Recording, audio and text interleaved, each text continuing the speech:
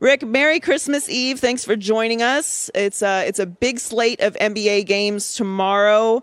Which game are you most excited about tomorrow? Has to be the Suns Warriors, simply because they're the teams that have lived up to what we expected them to be this season, and the first two contests were interesting enough. All the other ones, there's one reason or another where I'm just kind of like, you know what? I might be able to get some things done on Christmas rather than parked on the couch watching games all day. Nets-Lakers is probably the next best, and not because of the contest, but simply because what are we going to see from Kyrie Irving? Are we going to see Kyrie Irving? How long are we going to see Kyrie Irving? There is an intrigue in that. The rest of the games, quite honestly, one way or another, somebody hasn't lived up to their billing, or they've been affected by COVID to a point. The Dallas Mavericks are the first team that comes to mind, that I'm just not sure that this is going to be a reflection of who they are. So I will go Suns Warriors first, Nets Lakers next, and then, you know what, if I've got the TV on in the background and I'm doing other stuff with the family, I'm going to be okay. Well, sticking with the Warriors, Steph Curry's having an unbelievable season and had another amazing performance last night. Do you think he should lead the MVP? Is he deserving of the MVP so far this season? Joey, I can't put him as the leader. Is he in the mix? Does he have a shot, legitimate shot? Could he win it? Absolutely. I give you all of that. But I feel as if, and I've seen it said, like this is between Kevin Durant and Steph Curry. And, well, it should be, because Kevin Durant is right there doing things for the Brooklyn Nets that Steph Curry is doing for the Golden State Warriors. But we're forgetting Chris Paul. Look at where the Suns are with the best record in the league, or at least they were going into last night. And they've had Devin Booker out. They've had guys in and out, DeAndre Ayton, and yet they've kept it rolling. And I know the numbers and the splash of Chris Paul's game, no pun intended, is not the same as Steph Curry.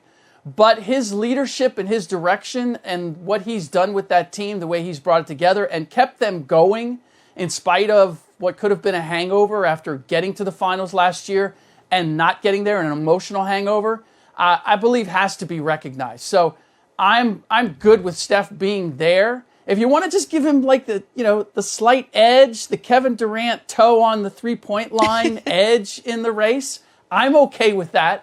But to suggest that he is the clear favorite at this point, I do believe doesn't give justice to what KD, Chris Paul, and a few other guys are doing. We're talking to Ric Bucher on The Herd. You mentioned Kyrie's return. What do you think of them bringing him back, and what are your expectations for him with this Nets team? Joy, this is why the NBA employs about 800 lawyers, because they try to think of every eventuality in every situation that they can prepare for. And they just weren't expecting this one, where we were going to have a rash of absences. The Brooklyn Nets were not expecting where there was going to be this rash of absences, and then suddenly there could be justification for bringing Kyrie back as a part-time player. But now that everybody in the league is hiring part-time players, it's like, well, we got a pretty good one like in our employ. Why not give it a run? So it makes it awkward as far as where the league has stood on vaccinations and players playing who are not vaccinated.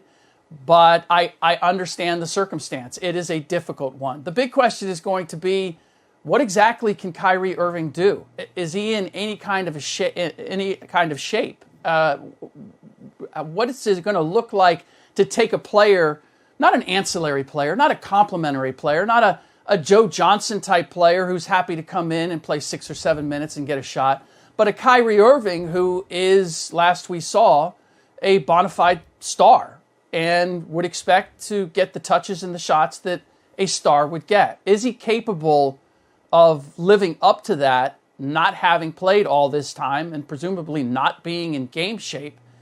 I'm not sure how this is going to work, and I have my doubts that it's for sure going to be successful for the Brooklyn Nets.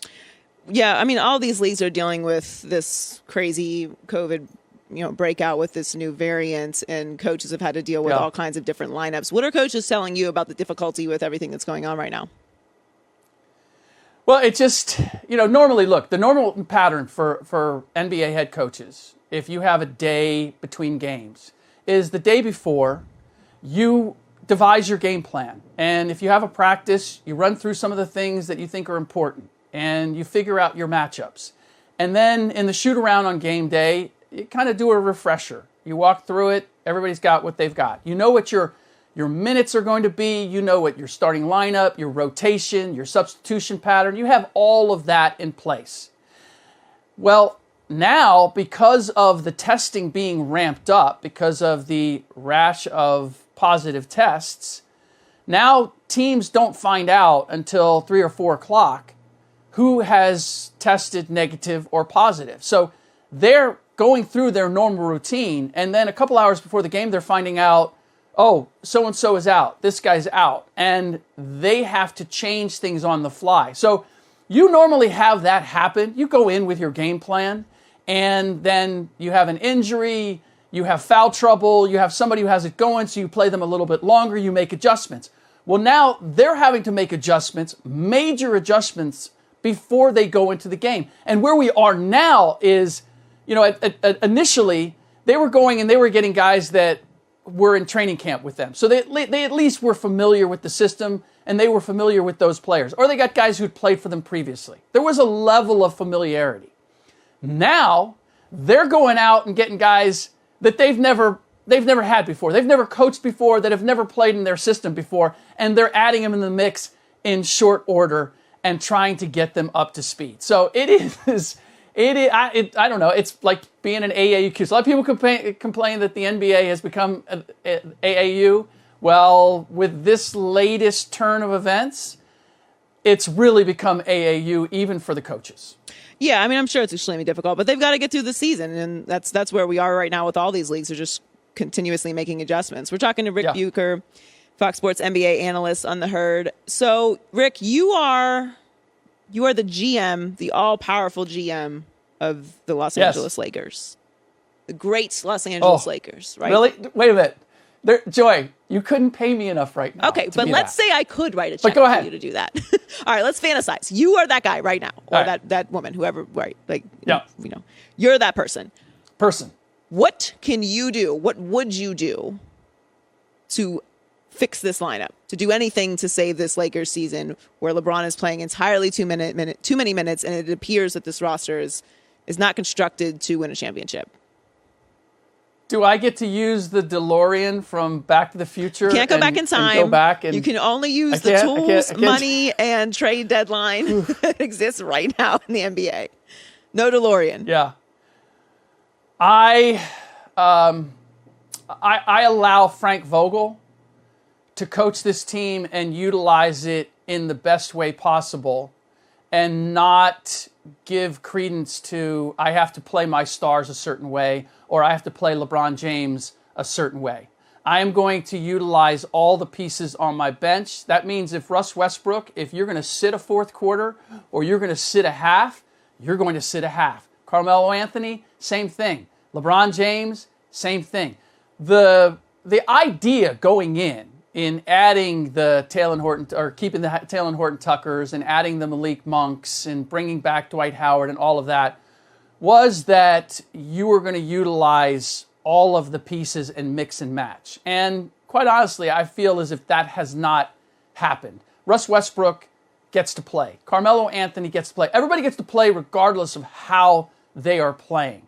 And I just don't believe that this team can function or that you can get the most out of it if you approach it that way. I've got to go into my bench and play the guys who are playing the best and I continue to play them. Sort of like Ty Lue did midway through the season last year with the Clippers, and we saw the profound change that had with the approach of not only the bench but the starters.